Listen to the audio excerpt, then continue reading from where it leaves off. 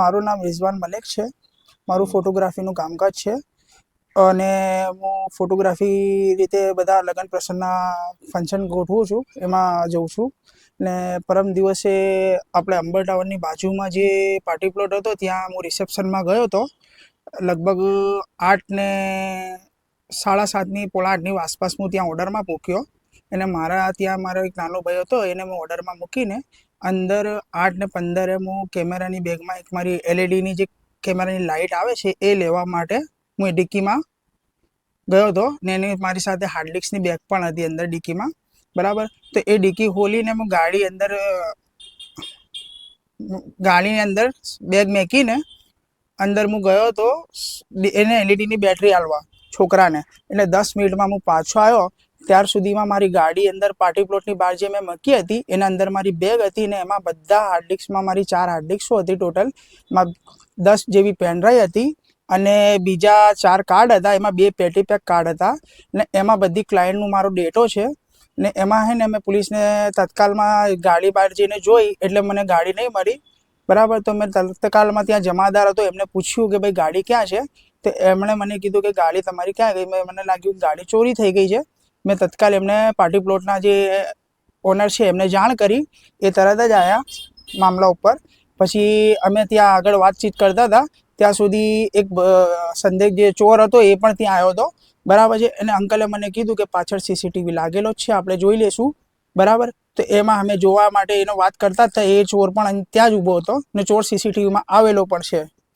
અને એ બાબતમાં મેં તરત જ 100 નંબર ઉપર રિંગ કરી, પોલીસને ફરિયાદી કરી, બરાબર। એમાં થોડીક વારમાં પોલીસ સ્ટેશનમાંથી પોલીસની ગાડી 112 નંબરની આવી હતી, મને તત્કાલમાં સરખેજ પોલીસ સ્ટેશનમાં લઈ ગયા હતા।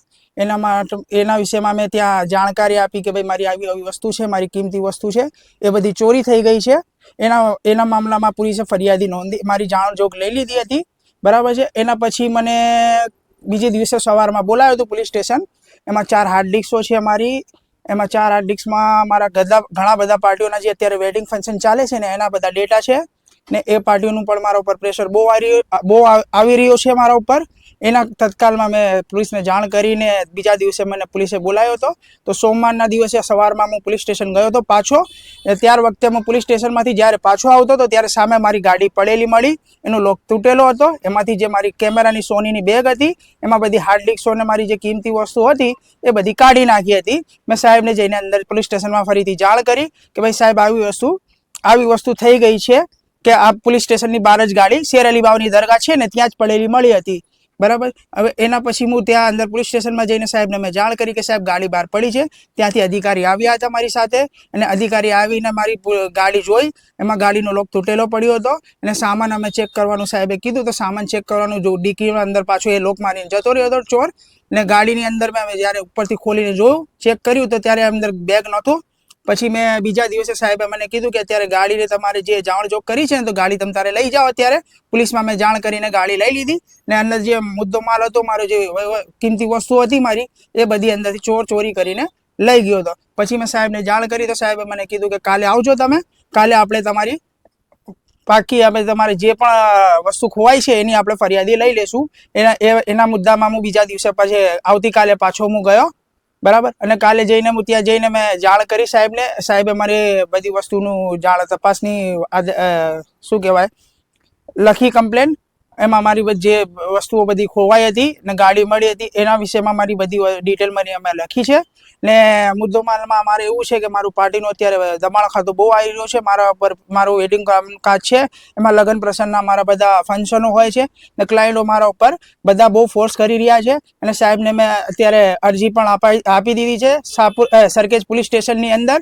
ત્યાં મકરબા પોલીસ ચોકીમાં મને કીધું કે મકરબા પોલીસ ચોકીમાંથી તમને ફોન આવશે, પણ અત્યાર સુધી મારા ઉપર કોઈ ફોન આવ્યો નહીં ને કાયદેસર કંઈ કાર્યવાહી થવામાં આવેલી નથી। પોલીસ પ્રશાસનથી આમ જ માંગ છે કે મારી જે કિંમતી મુદ્દામાં વસ્તુ છે, ચોરનું મેં ફોટું સીસીટીવી બધું ત્યાં આપ્યું હતું, સાહેબને બતાડ્યું હતું, પણ મારો એક સાહેબને આપણે ત્યાં પીઆઈ સાહેબ જે છે એમને ખાસ મારી વિનંતી છે કે આ મામલા ઉપર સંજ્ઞાન લઈને મારી વસ્તુને ચોરને જલ્દથી જલ્દ પકડવાની અને કાર્યવાહી સરકારી કાર્યવાહી જે એના ઉપર થતી હોય એ કરીને મારી વસ્તુ મને પાછી લઈને આપે, એના માટે હું સાહેબને અભિનંદન અરજી આપું છું કે સાહેબ તમારી મીડિયાના માધ્યમથી સાહેબને હું કહેવા માંગુ છું કે સાહેબ મારો આ વસ્તુ બહુ કિંમતી, સોનાથી પણ વધારે કિંમતી છે, એટલે મને આ વસ્તુ તમે જલ્દથી જલ્દ તમારી પોલીસ કાર્યવાહી કરાવીને મને આ વસ્તુ પાછી અપાવી દો, કેમ કે મારે બહુ બધું પ્રેશર આવે છે. મારા ઘરમાં મારા નાના બચ્ચાઓ છે, હું 5-5 વાગ્યા સુધી જાગું છું ને મને અત્યારે માનસિક ટોર્ચર એટલું આવે છે કે એની કોઈ આપણે શું કહેવાય એની કોઈ એક્સપ્લેનેશન નથી કરી શકતો છું,